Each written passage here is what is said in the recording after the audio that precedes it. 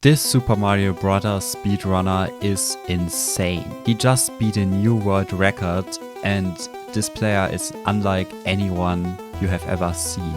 Let's go into the video of Ubisoft. The Super Mario Bros. Any % world record is on the path to perfection. Every time someone lowers the record, they come ever so closer to tying the tool-assisted speedrun. And just recently, Nifsky saved 4 entire frames in the iconic speedrun. It's so insane that this is still happening, because already almost 10 years ago, the speedrun was so perfect that it seemed almost impossible to beat it. And now there's just one person dominating it completely. This is a big deal, as the run only had 22 frames left to save, so Nifsky saved almost 20% of the remaining frames in a single run. And also, there were so many people saying that a human 454 is never possible, and it still happened. So one should never say that something is impossible. Could have saved more of the remaining frames in a single run, and the insane thing is, he could have saved more. What's even more crazy is that he had only been grinding for 2 weeks, with over a dozen attempts getting deep into the run. And today we'll be— Yeah, that's also what this guy can do. He can just grind a little bit and he already gets a record. looking at his grind leading up to the record, how he managed to save so many frames, and what remains to be saved in the quest to perfect this almost 40-year-old Oh no. game. Nifsky's grind started on Christmas Eve of 2024, and it had an explosive start, as just an hour and a half into the stream, he had a run that was into 8-2. That was so close! What, bro? Come on! Come on! It's so funny that they always have the heart indicator, like the heart rate monitor on Super Mario Bros. Speedruns, because I guess it's just such a short speedrun, and you get very excited when you get far. Dude, first day! Second run to 4-2. Come on, bro! No, it doesn't like me! Come on, baby! Oh my god! If you couldn't tell from his reaction, this didn't even faze him and only indicated good things to come. In fact, his very next run would get back to 8-2 once again tied with the task. I can't focus when this just happened back to back. That's a YouTube upload back to back to 8-2! How, bro? How? That's funny. This was the first time in history someone had gotten back-to-back runs this deep tied with the task, and Nifsky wasn't even in the second. Yeah, he just does so many things that have never been done in history, and he just doesn't make a big deal out of it. I mean, there was even once this run which was the fastest pace ever, and he just killed it on purpose because he played it in the wrong mode or something like this.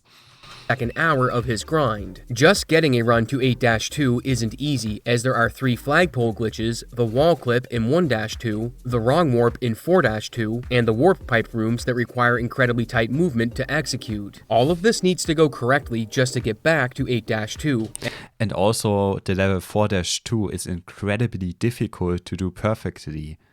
And it seems like now it's not even a big deal anymore to just do the perfect 4-2. And this was a huge deal when it was just done the first time, even in a single level run.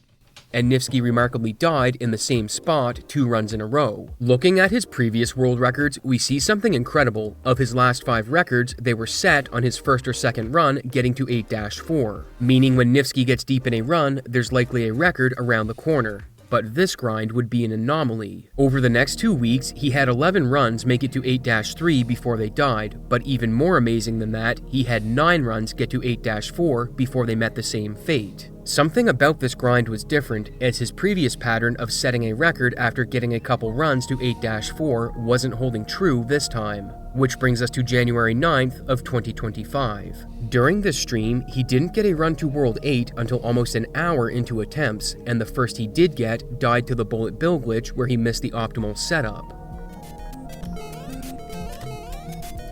Poor framer. I had it. All I needed was to jump a frame low. That was it. However, just 10 minutes later, he had a run make it into 8-4. Just 10 minutes later. Wow. While this was unfortunate, barely another 10 minutes would pass before he had another run on pace. But disaster struck at the end of 8-3. Disaster. It was so bad.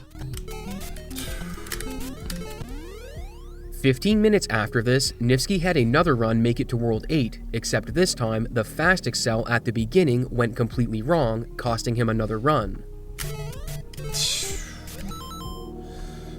That should have been it. It felt good too.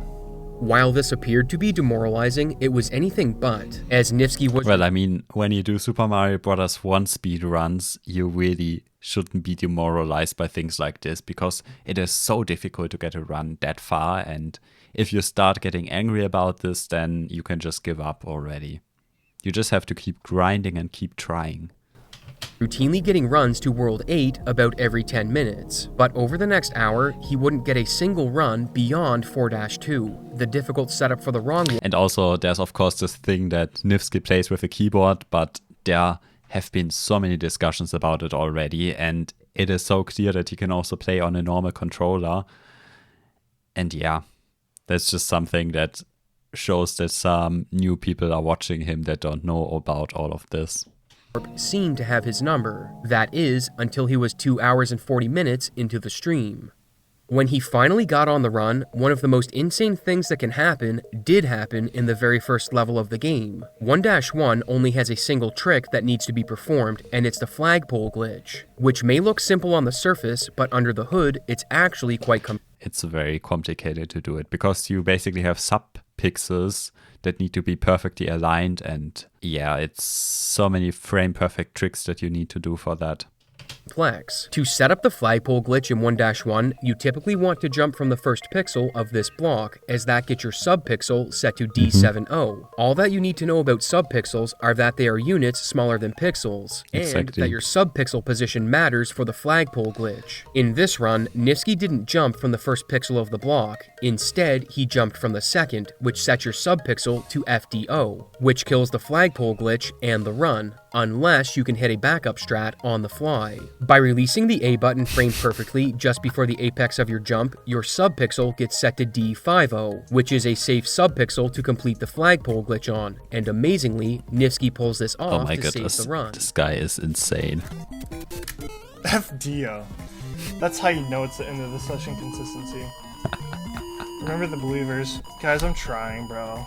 I'm really trying. The other flagpole glitches are executed flawlessly, and going into 8-2, where he previously lost back-to-back runs, he nails the pipe jump, avoiding the piranha plant, and is now tied with the TAS, arriving in 8-3, where after a flagpole glitch, he's in 8-4, the only level in the game where frames can be saved. To have a chance at Yes, that's because basically at the end of each level, there's every second 3 windows where you can actually finish the level, like it's like a bus, but I guess I don't need to explain this because this has been explained so many times. In 8-4, the counting basically stops when you reach the X, so there you can really save singular frames, and it's much more difficult to tie the test there. record, runners need to play perfectly until the final level, where there are a total of 22 frames left to save. And if you want an idea of how stressful it is to have a run on pace make it to 8-4, just look at Nifsky's heart rate. It's equivalent to someone doing strenuous cardio exercise, and he hasn't even broken a sweat. In the very first room of 8-4, he hits a trick called a fast excel, which requires some very intricate button presses to perform. This is one of the tricks he saves frames with, and we'll come back to it in a bit, because he has more tough setups to hit before the end of the run. In the second room, he needs to hit a wall jump, except he's using a setup that's harder because it can save a frame, and he nails it. So all that's left is the turnaround room, water section, and Bowser fight. Depending on when you arrive at Bowser, the pattern he gives you will be different, and while Nifsky has all of the patterns memorized, he's not exactly sure which one he'll get due to the pressure of being on pace. Bowser, please. I don't know what it is. 8H. Oh my god! Yes! Oh my goodness. Yes! It's over! It's so insane. It's finally over! Oh my god! Oh my god! Oh my god! Oh my god! I did it! I did it! I did it! I did it! And that's so insane that it just happens in like 5 minutes. just from before 5 minutes, you were just frustrated about some of the runs you didn't manage, and then it just is already done. Oh my god! Yes! Yes! Yes, baby! Come on! Come on, dude! Come on, dude! Oh my god! Yeah, it's always so nice to see these reactions. 454 at 565. What is my heart rate, dude? Oh my god! Let's go! Let's go, baby! Come on! Oh my god! With that, he's just lowered the record by 4 frames and pushed the game that much closer to perfection. And notably, it's Nifsky's 4th record in a row and the 6th time he's improved the world record. Like, I don't know if this will ever happen, but if somebody would manage to tie the task, then it's this guy. Because there is like a pretty definitive way how fast this game can be beaten according to the tasks, and if no new tricks are found, there could be a time where really a world record is perfect, and that would be so interesting to see. And with the record safely lowered, let's go back and analyze where he saved time. As previously mentioned, all of the time saved for the record is in 8-4, Yes. and that's because of frame rules. When Mario reaches the end of a stage, the function that checks if he's completed a level only checks for it every 21 frames. What do you think, guys? Will he do the bus analogy? I'm pretty sure he does. So if you reach the end 10 frames into a frame rule, you'll need to wait 11 frames before Mario moves to the exit. This means that time saves are only worth implementing in a run if they save more than 21 frames didn't. collectively. Anything less will have you wait for the frame rule anyway, except in 8-4. Because time for the run ends when you touch the axe and defeat Bowser, there isn't a frame rule to worry about, so any individual frames you save in this level matter towards your final time. For Nifsky's run, there were 2 places he was using strats to save time in 8-4, the start of the first room and on the wall jump into the pipe. The very first action he takes when arriving in 8-4 is a fast excel, which is a movement technique where you reach top speed faster than holding B and pressing right. When Mario is facing in the opposite direction of what you want him to go, he moves slightly faster. So by pressing these 5 frame perfect inputs, left, then nothing, then right plus A, then releasing A, you'll get Mario up to speed faster than normal. However, Nifsky does something a bit different in his 8-4. If done correctly, the fast excel at the start of the level will save 5 frames, but Nifsky presses a slightly different combination of buttons, which loses a frame over the faster method, so he saves 4 frames instead of 5. In room 2, where he needs to perform a wall jump, he goes for a setup that's slightly harder than normal so he can save a single frame, which he hits, bringing his total number of frames saved to 5. In the turnaround room, he hits left a frame late, causing the room to scroll an extra 2. Yeah, all of these things look a bit simple when you look at it visually, but to execute these tricks is so extremely hard. Pixels, which brings his frames saved back down to 4. Had his D-pad left input been perfect, he could have saved another 2 to 3 frames depending on if the pipe entry and remaining rooms went well. As for the water room, there's not much that can go wrong in here, although it is possible to lose a frame or 2 if you touch the ground before the pipe too soon, which just leaves the Bowser room where as long as you know what the different patterns can do, you'll always be safe. In total, Nifsky saved 4 frames, which means there's 18 frames left to save in the entire run, and all of them are in 8-4. Previously, there was an entire frame rule to save in 4-2, but Nifsky was the first to implement the insane movement required for exactly, that's what I was talking about. A world record with his 4:54.631, and he's done it again in his current record, which brings us to what's left to save in 8-4. In the first room, there's a single frame to save from getting a perfect fast excel, as Nifsky only saved 4 of the 5 frames. But if you do an even more difficult fast excel, another frame can be saved, bringing the total to 2.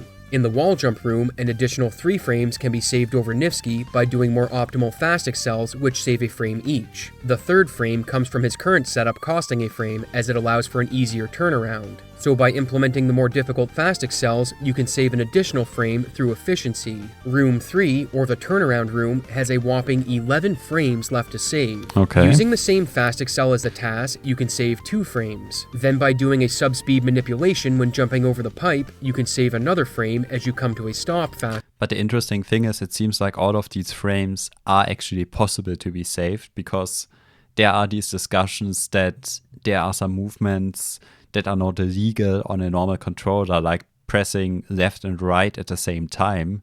And then there are like some tricks that humans cannot even possibly do in a run. But now it seems like all of these things are actually possible to be done. And that's pretty cool, because it means that it will be done at one point.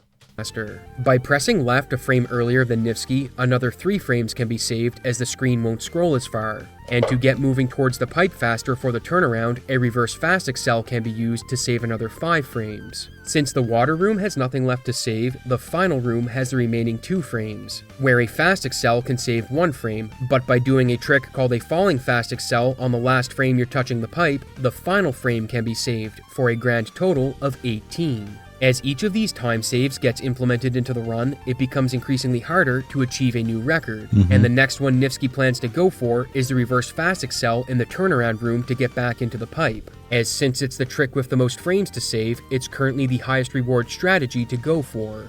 Given all of the difficult tricks left to implement, you might think that a TAS tie is a long way from happening, but what if I said all of the clips I just showed you weren't from a TAS? In actuality, these are from an individual level run that Nifsky did of a— Oh my goodness, that's so cool. Like, he already did these things, but it's just so much more difficult to execute them when actually you have to make everything else perfectly before. 8-4, where he hit every trick the TAS uses to the frame, making him the second person to accomplish that feat after Lukuki, so a TAS tie could happen a lot sooner than anyone thinks. For now, we'll just have to wait and see when the next record is set as players push the speedrun towards ultimate perfection. So make sure to subscribe, as I can't wait to tell you about the next insane development in Super Mario Bros. But until then, check out Nifsky's stream, and I hope to see you in the next exciting episode of Abysssoft Z. Yeah, I really wonder if there are still tricks in Super Mario Bros. That have not been discovered. And maybe there are, and then there could be some even more insane runs. But even if there aren't, it would be so cool if the fastest possible time to beat the game would actually be achieved by a human.